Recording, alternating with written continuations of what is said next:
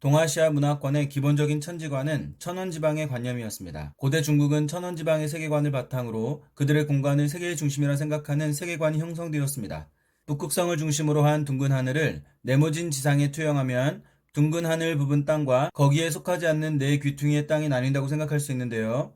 이때 중심인 북극성 하늘 지역은 문명화된 중화, 네 귀퉁이는 이민족의 땅이 됩니다. 이것은 화이관으로 발전하는데 중화세계를 문명화된 화, 이민족을 야만 상태의 이로 구분하고 하늘의 이치가 적용되는 중화세계가 이민족을 교화하고 다스려야 한다고 본 것입니다. 이러한 중화적 세계관은 유교 문화와 함께 동아시아 문화권에 많은 영향을 끼쳤습니다. 중화적 세계관은 당대 지도에도 투영되어 중화를 중심으로 이민족의 사회, 외부의 미지 공간으로 구성된 세계를 직방세계라 하였습니다. 송나라의 화이도는 이 직방세계를 형상화했는데요. 제왕의 통치가 행해지는 중화세계를 중심에 크게 표현하고 일부 조공국만을 주변에 축소 배치하였습니다. 직방세계 중심의 중화적 세계관은 유교적 사고의 토대를 이루어 조선에서도 대표적 세계관이 되었습니다. 16세기 초 혼일 역대 국도 강리 지도에는 이러한 세계관이 잘 드러나 있는데요. 지도 상단에는 역대 중국 제왕국들의 도읍이 기록되어 있고 중심에는 중국이, 오른쪽에 조선과 작은 원형의 일본이, 또 남쪽의 많은 지역은 생략되었습니다. 북쪽에는 만리장성과 사막이, 서쪽은 황하의 기원인 성수해가 그려졌습니다. 하지만 이러한 세계관은 서구 지리지식의 유입으로 변화되었습니다. 16세기 이후 중국에 진출한 선교사들은 지리적 지식을 전파했는데 기독교 전도를 위해 중화적 세계관의 변화가 필요했기 때문입니다. 서구식 세계지도는 땅을 네모가 아닌 구체로 파악한 지구설과 중국 이외의 세계에 대한 많은 정보를 담고 있어 중화적 세계관을 변화시키는 데 도움이 되었습니다. 서구식 세계지도는 연행 사신들에 의해 조선으로 유입되었는데요. 조선에서는 서구식 지도를 모사하거나 국가 차원에서 중간하기도 하였는데 이는 역법 개정과 같은 시대 상황과도 연관성을 지닙니다. 이미 중국에서 서구의 천문 역법을 반영한 시연력을 채택해 서구 지식의 우수성을 공인했기에 조선에서도 서구 문물의 가치를 마냥 간과할 수만은 없었던 것입니다. 조선으로 유입된 서구의 지리적 지식은 당대 세계관과 지도 제작에 영향을 주었습니다. 19세기 제작으로 추정되는 여지전도는 직방세계 중심의 지도와는 다른 면모를 보이는데 서구식 세계지도의 지식이 조선에서 어떻게 수용되었는지 파악할 수 있어 중요한 의미를 지닙니다. 유럽과 아프리카 대륙이 무척 작은 규모라도 간략한 모습으로 지명과 함께 그려져 있으며 오세아니아 대륙도 그려져 있어 그 존재를 인식하고 있었음을 알 수 있습니다. 또한 이전 지도의 대부분은 천원지방의 천지관 하에 동서남북 사방의 끝을 표현하는 사극 개념을 사용했으나 여지전도는 상하단 남극과 북극의 표기만 보일 뿐 동서의 끝은 표기되지 않았는데요. 이는 서구의 지구설을 수용한 것입니다. 그럼에도 이 지도는 여전히 중화적인 세계관을 바탕으로 하고 있다 할 수 있습니다. 지구설 입장에서 세계의 중심은 상대적인 것으로 중화적 세계관과 정면으로 배치되는 것인데요. 여지전도는 이전의 지도들과 마찬가지로 경의선, 황도 같은 천문 정보를 배제하고 대지를 평평하게 그렸으며 다른 대륙을 작게 하고 중국을 중심에 크게 그렸다는 점에서 여전히 전통적 세계관을 고수했음을 알 수 있습니다. 한편 17세기의 김시진은 마테오 리치의 서구식 세계지도를 풍수도라 지칭합니다. 당대 조선의 풍수도는 풍수설에 따라 실제와 달리 표현하거나 실존하지 않는 지역을 표현하면 성리학 이념이 지배하는 조선에서 서구의 지리지식을 그대로 수용하기는 쉽지 않았음을 알 수 있습니다. 이에 비해 18세기 실학자 홍대용은 중화세계 이외의 문물을 경시하던 당대 학자들에 맞서 중화적 세계관을 극복하였습니다. 그는 경의선에 입각한 서구식 지도의 방법론을 수용하고 월식을 과학적으로 설명하여 지구설을 증명하였으며 지구상의 어떤 지역도 다 중심이 될 수 있다라며 화와 일을 구분하지 않는 화이이리아를 주장했습니다.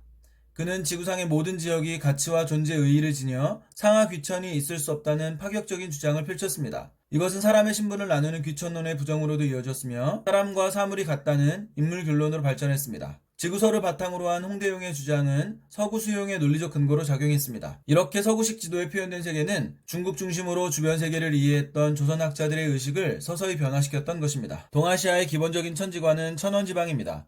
고대 중국은 그들의 공간이 세계의 중심이라는 세계관으로 세상이 북극성을 중심으로 하는 둥근 하늘 부분 땅과 거기에 속하지 않는 내귀퉁이의 땅으로 나누었습니다. 이때 북극성 하늘 지역은 문명화된 중화, 내귀퉁이는 이민족의 땅이 됩니다. 이것은 화이관으로 발전하는데 중화는 화, 이민족은 이로 구분하고 중화가 이민족을 교화하고 다스려야 한다고 본 것입니다. 이러한 중화적 세계관은 동아시아 문화권에 많은 영향을 끼쳤습니다. 중화적 세계관은 당대 지도에도 투영되었습니다. 중화를 중심으로 이민족의 사해, 미지의 공간으로 구성된 직방세계를 그렸는데요. 송나라의 화이도는 중화세계를 중심에 일부 조공국을 주변에 배치했습니다. 직방세계 중심의 중화적 세계관은 유교적 사고의 토대를 이루어 조선에서도 대표적 세계관이 되었습니다.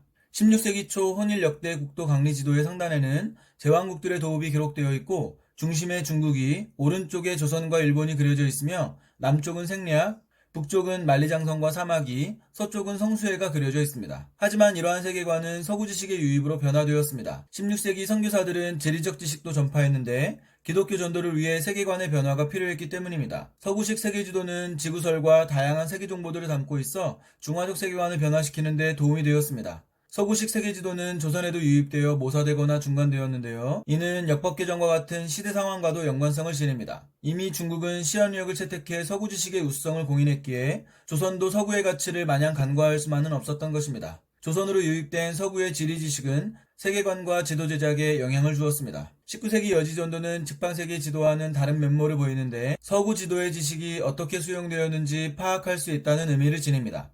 유럽과 아프리카를 간략한 모습으로 지명과 함께 표현했으며 오세아니아도 그려져 있어 그 존재를 인식하고 있었음을 알 수 있습니다. 또한 이전 지도 대부분이 사극 개념을 사용했으나 여지전도는 상하단 남극과 북극의 표기만 보일 뿐이었는데 이는 지구설을 어느 정도 수용한 것이라 볼 수 있습니다. 그럼에도 이 지도는 여전히 중화적인 세계관이 바탕이다 라고 할 수 있습니다. 지구설에서의 중심은 상대적인 것으로 중화적 세계관과 배치되는 것인데요. 여지전도는 천문 정보를 배제하고 대지를 평평하게 그렸으며 다른 대륙을 작게, 중국을 중심에 크게 그렸다는 점에서 여전히 전통적 세계관을 고수했음을 알 수 있습니다. 한편 17세기 김시진은 마테오 리치의 지도를 풍수도라 지칭하는데 풍수도가 실제와 달리 표현하는 지도였다는 것을 생각하면 성리학이 지배하는 조선에서 서구 지식을 그대로 수용하는 것이 쉽지 않았음을 알 수 있습니다. 이에 비해 18세기 홍대용은 당대 학자들에 맞서 중화적 세계관을 극복했습니다. 그는 서구식 지도의 방법론을 수용하고 월식으로 지구설을 증명하였으며 지구상의 어떤 지역도 다 중심이 될 수 있다는 화이 이리아를 주장했습니다. 이는 모든 지역이 가치와 존재의 의의를 지녀 상하규천이 있을 수 없다는 당시로서는 파격적인 주장이었는데 이러한 생각은 신분에 대한 부정으로 이어졌으며 사람과 사물이 같다는 인물 결론으로 발전했습니다. 홍대용의 주장은 서구 수용의 근거로 작용했으며 중국 중심으로 주변을 이해했던 조선학자들의 의식을 서서히 변화시켰습니다. 동아시아의 천지관은 천원지방입니다. 고대 중국은 그들이 중심이라는 세계관으로 북극성 하늘 지역은 문명화된 중화, 거기에 속하지 않는 내 귀퉁이는 이민족의 땅으로 나누었습니다. 이것은 화이관으로 발전하는데 중화는 화, 이민족은 이로 구분하고 중화가 이민족을 교화해야 한다고 본 것입니다. 이러한 중화적 세계관은 동아시아 문화권에 많은 영향을 끼쳤습니다. 중화적 세계관은 당대 지도에도 투영되었습니다. 중화를 중심으로 사해, 미지 공간으로 구성된 직방세계는 송나라 화이도에도 드러나 있는데요. 중화를 중심에 일부 조공국을 주변에 배치했습니다. 이러한 중화적 세계관은 조선에서도 대표적인 세계관이 되었는데 혼일 역대 국도 강리 지도는 지도 상단에 제왕국들의 도읍을 기록하고 중심에는 중국을 그려놓았습니다. 하지만 이러한 세계관은 서구 지식의 유입으로 변화되었습니다. 16세기 선교사들은 지리 지식도 전파했는데 기독교 전도를 위해 필요했기 때문입니다. 서구식 지도는 지구설과 세계 정보를 담고 있어 세계관의 변화에 도움이 되었는데요. 조선에도 유입되어 모사되거나 중간되었습니다. 이미 중국이 시연력을 채택해 서구 지식의 우수성을 공인했기에 조선도 서구의 가치를 마냥 간과할 수만은 없었던 것입니다.